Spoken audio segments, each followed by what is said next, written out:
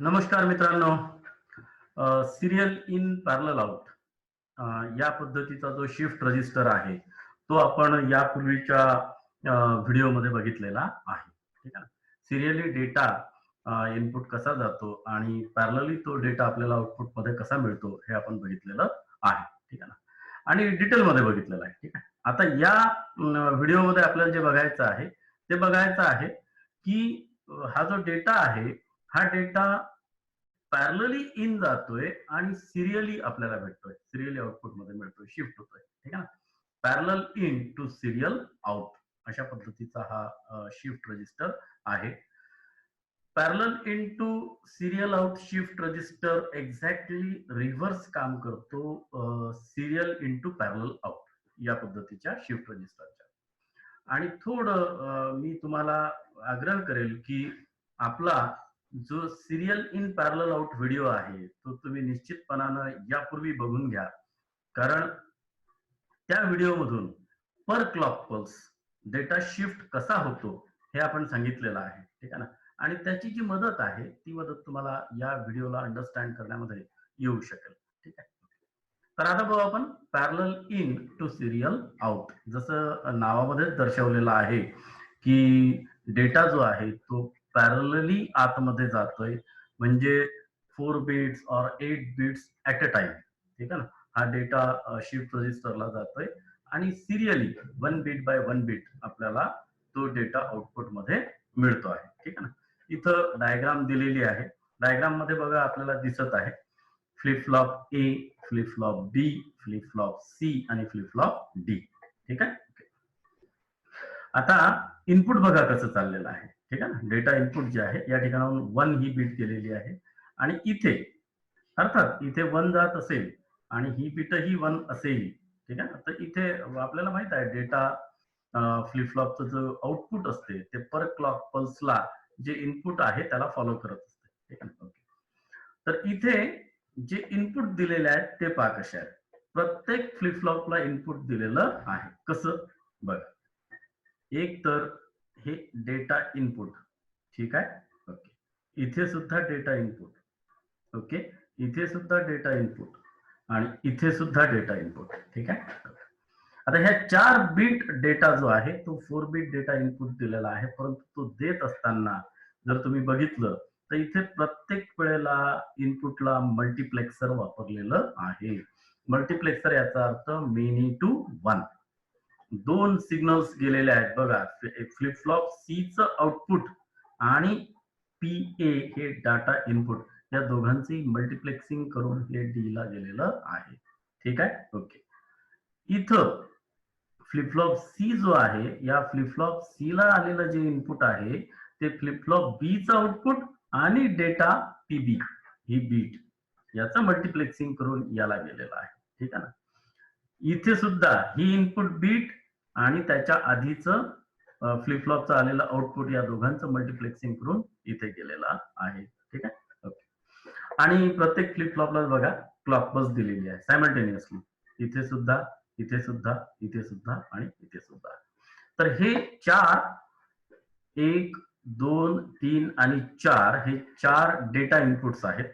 ठीक आहे. शिफ्ट रजिस्टरला जाणाऱ्या डेटा बिट्स आणि सिरियली इथून तुम्हाला त्या बाहेर मिळणार आहेत. आता याचं शिफ्टिंग कशा पद्धतीनं होते हे तर तुम्हाला माहिती आहे की 1 बाय 1. ठीक आहे ना. शिफ्ट हा जो डी फ्लिप फ्लॉप आहे त्याच्यामुळे त्याच्यात प्रश्नच नाही की एका क्लॉक पल्सला जे काही इनपुट त्यावेळेला हजर असेल त्या इनपुटला तो आउटपुटकडे ट्रान्सफर करतो. ठीक आहे. Okay. The parallel in to serial out shift register acts in the opposite way to serial into parallel out. ठीक आहे ना. मी तुम्हाला आधीच सांगितलं की यासाठी आपल्याला सिरियल टू पॅरलल हा जो शिफ्ट रजिस्टरचा व्हिडिओ आहे तो एक वेळ जर बघून घेतला तर तिथे कसं कशा पद्धतीनं डेटा शिफ्टिंग होते हे लक्षात येईल. ठीक आहे ना. तर पॅरलल इंटू सिरियल आउट म्हणजे पॅरलल इन आणि सिरियल आउट अशा पद्धतीचा हा जो रजिस्टर आहे तो सिरियल इनटू पॅरलल आउट याच्या अगदी विरुद्ध काम करतो. ठीक आहे. The data is loaded into the register in a parallel format in which all the data bits enter their input simultaneously. रजिस्टरला पॅरलली दिलेला आहे. एकाच वेळेला बघा या फ्लिप फ्लॉपलाही डेटा गेला, यालाही डेटा गेला, यालाही डेटा बीट गेली आणि यालाही डेटा. ते 4च्या 4ही बीट प्रत्येकी एका फ्लिप फ्लॉपला असे 4 बीटचा इनपुट सायमल्टेनियसली एकाच वेळेला 4ही फ्लिप फ्लॉपला गेलेला आहे. To the parallel input pins PA to PD. PA पासून तर पीडी पर्यंत पीए, पीबी, पीसी आणि पीडी या 4ही बीट्स इनपुट गेलेल्या आहेत 4 फ्लिप फ्लॉपला, प्रत्येकी एक असं करून. ठीक आहे ना. The data is then read out sequentially in the normal shift right mode from the register. ठीक आहे. डेटा सिक्वेन्स मध्ये रीड केला जातो. ठीक आहे ना. पीए, पीबी, पीसी आणि पीडी. ठीक आहे. हे सिक्वेन्शियली रीड केला जाईल. कोण रीड करेल?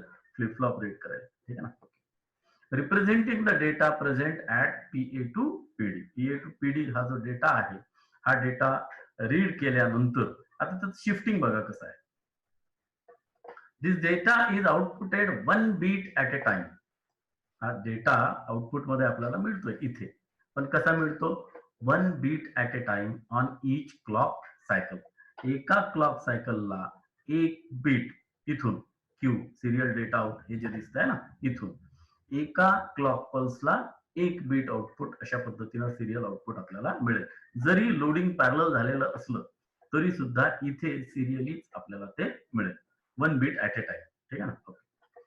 It is important to note that with this type of data register, a clock pulse is not required to parallel load the register. लक्षात घ्या. पहिल्या जो आपण बघितलेला आहे सिरियल इन पॅरलल आउट, याच्यामध्ये आपण बघितलं की डेटा जो इनपुट दिलेला आहे तो डेटा लोड करण्यासाठी आपल्याला पर क्लॉक पल्सची गरज आहे. एक क्लॉक पल्स एक बीट लोड होते, एक क्लॉक पल्स दुसरी बीट लोड होते, अशा पद्धतीनं. ठीक आहे ना, इनपुटला. परंतु इथे तसं नाहीये. इथे बघा, it is important to note that with this type of data register, this type of म्हणजे parallel in serial out data register. ठीक आहे ना. A clock pulse is not required to parallel load the register. हा जो या रजिस्टरला input load केल्या जाऊन राहिले याच्यासाठी क्लॉक पल्स नाहीये. ठीक आहे. कशासाठी आहे? A clock pulse is not required to parallel load the register as it is already present at clock pulse, but 4 clock pulses are required to unload the data. ठीक आहे ना. तर इथे प्रत्येकी आपल्याला एक क्लॉक पल्स, दुसरी क्लॉक पल्स, तिसरी क्लॉक पल्स आणि चौथी क्लॉक पल्स, 4 क्लॉक पल्स आपल्याला लागणार आहेत. कशासाठी? डेटा अनलोड करण्यासाठी, म्हणजे आउटपुट घेण्यासाठी. एक वेळेला एका बीटचा डेटा मिळेल, दुसऱ्या वेळेला दुसऱ्या बीटचा डेटा मिळेल, तिसऱ्या वेळेला तिसऱ्या बीटचा डेटा मिळेल आणि चौथ्या वेळेला चौथ्या बीटचा जो इनपुट डेटा आहे तो आपल्याला मिळेल. तर एका क्लॉक पल्स मागे एक इनपुट, दुसऱ्या क्लॉक पल्सला दुसरं इनपुट, तिसऱ्या क्लॉक पल्सला हे तिसरं इनपुट आणि चौथ्या क्लॉक पल्सला चौथं इनपुट हे अपियर होतील कुठे? इथे सिरियल डेटा आउटच्या ठिकाणी. ठीक आहे. And this type of shift register converts parallel data. ठीक आहे ना. आता हा जो आहे हा शिफ्ट रजिस्टर करतो काय? तो पॅरलल डेटाला कन्वर्ट करतोय. कशात कन्वर्ट करतोय? सिरियल फॉर्मॅट मध्ये. ठीक आहे ना. such as an 8-bit data word into serial format. ठीक आहे ना. It can be used to multiplex many different input lines into a single serial data stream, which can be sent directly to the computer or transmitted over a communication line. कित्येकदा गरज पडते. Digital inputs जे आहेत हे digital inputs parallelly appear होतात आणि हे parallelly appear झाल्यानंतर यांना गरज पडते की याचा एक डेटा स्ट्रीम करायचा, याला सिरियल मध्ये कन्वर्ट करायचं बीट बाय बीट. वेदर ते कम्प्युटरला पाठवायचं असो किंवा कम्युनिकेशन लाईनवर ट्रान्समिट करायचं असो, तर पॅरलली ट्रान्समिट नाही, पॅरलल मधून पहिल्यांदा त्याला सिरियल मध्ये कन्वर्ट करून टाकायचं आणि नंतर कम्युनिकेशन लाईनवर त्याला पाठवायचं. तर ही गरज बऱ्याच अंशी हा जो रजिस्टर आहे पॅरलल इन सिरियल आउट, हा या पद्धतीचा रजिस्टर ही गरज कंप्लीट आपली करू शकतो. ठीक आहे. डायरेक्ट आयसी मध्ये फॅब्रिकेट केलेल्या स्वरूपामध्ये सुद्धा या पद्धतीचा जो शिफ्ट रजिस्टर आहे तो अवेलेबल आहे. पॅरलल इन सिरियल आउट हा जो रजिस्टर आहे हा commonly available IC include 74HC166. ठीक आहे ना. या क्रमांकाची जी आयसी आहे, जे इंटिग्रेटेड सर्किट आहे 74HC166, या इंटिग्रेटेड सर्किट मध्ये 8 bit parallel in serial out shift register fabricate केलेला आहे. आपल्याला जर गरज पडली 8 bit parallel in serial out shift रजिस्टरची, तर ही आयसी घेऊन, इंटिग्रेटेड सर्किट घेऊन याच्याद्वारे सर्किट असेंबल करून आपण हा 8 बिट PISO म्हणजे पॅरलल इन सिरियल आउट हा शिफ्ट रजिस्टर वापरू शकतो.